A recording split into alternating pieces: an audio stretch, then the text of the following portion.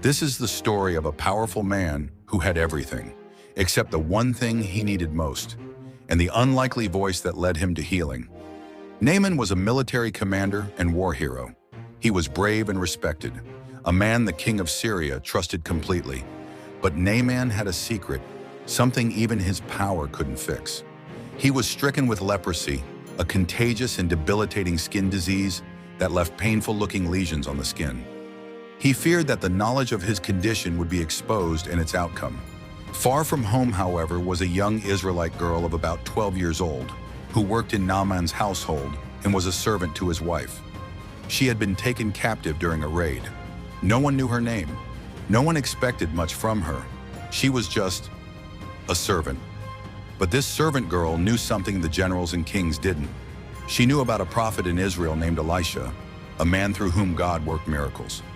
One day she said to Naaman's wife, "If only my master would go see the prophet in Samaria, he would be healed." It was one small voice and one simple sentence, but those words would change everything. Naaman listened. It seemed impossible, but it was his only hope. He went to his king, got permission, and gathered gifts: silver, gold, and fine clothes. He also had with him a letter from his own king to the king of Israel, requesting a cure for his disease. He set out to find the prophet in his caravan of camels and soldiers, traveling across desert and rocky paths toward Israel. Upon his arrival with his horses, chariots, wealth, and the letter, he went straight to the king of Israel. But the king of Israel panicked, tore his robe in despair, and exclaimed, "Am I God to kill and make alive? Why is he asking me to heal a man? Is he trying to start a fight?" He thought the king of Syria wanted to start a war with the people of Israel. When Elisha the prophet received word of the king's panicked state, he sent a message to the king that Naaman be sent to him so he will know there is a prophet in Israel. Naaman finally arrived at Elisha's house, expecting a dramatic moment, maybe a grand ceremony. But Elisha didn't even come outside.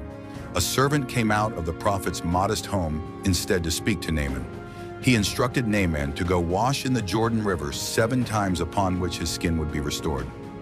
Naaman, stunned and offended, responded in anger, "What? That's it? I thought he would come out, call on his God, wave his hand over me. Aren't the rivers of Damascus better than any river in Israel?" He turned and stormed off, furious. This wasn't how miracles were supposed to work. This wasn't grand enough for a man like Naaman. But once again, it was a servant, someone humble, someone low in status, who approached Naaman and spoke truth, saying, "My father, if the prophet had told you to do something difficult, you would have done it. Why not do something simple?" And just like that, Naaman humbled himself. He rode to the Jordan River, stepped into the muddy water, and dipped himself once, twice, 7 times. After the last dip in the river, Naaman rose with smooth skin, clean and new like a child's. Naaman was healed, not just in body, but in heart. He returned to Elisha, no longer proud or angry, but grateful, saying, "Now I know there is no God in all the world except in Israel."